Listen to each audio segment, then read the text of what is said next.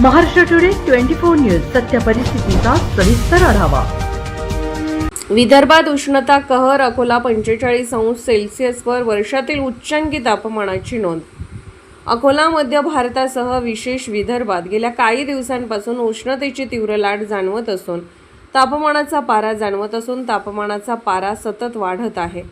शनिवार 25 एप्रिल अकोला तब्बल 45.6 अंश सेल्सिअस तापमानाची नोंद झाली, जे यंदाच्या वर्षातील सर्वाधिक तापमान ठरले आहे। राज्यातील अनेक जिल्ह्यात तापमान 40च्या पुढे गेले असून विदर्भात अनेक ठिकाणी तापमान 42 ते 45 अंशाच्या दरम्यान राहिल्यामुळे नागरिकांना उष्णतेचा मोठा त्रास सहन करावा लागत आहे।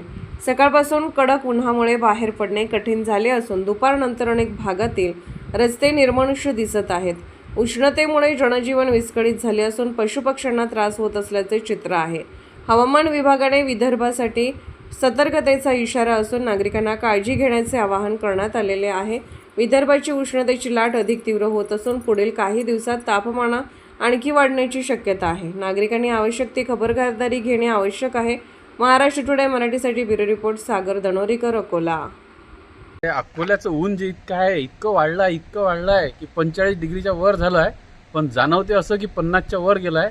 अगदी म्हणजे हात पाय आणि स्किन जळायला लागली आहे आणि याला कारणीभूत प्रशासन असेल कदाचित, कारण हे रस्त्याचं काँक्रिटीकरण आणि त्याच्यामुळे जो अकोल्याची पाण्याची पातळी खाली गेलेली आहे त्याच्यामुळे ऊन असं जाणवते आहे की विचारू नका। झाडं सुकलेले आहे, पक्षी मरत आहेत आणि त्यामुळे जनतेचे खूप हाल होऊन राहिले आहेत। कितीतरी लोकांना सनस्ट्रोक सारखे प्रॉब्लेम यायला लागले आहेत। काही गरीब लोक तर म्हणजे असं झालेलं आहे की सनस्ट्रोकमुळे त्यांच्यावर मरण्याची पाळी येते आहे।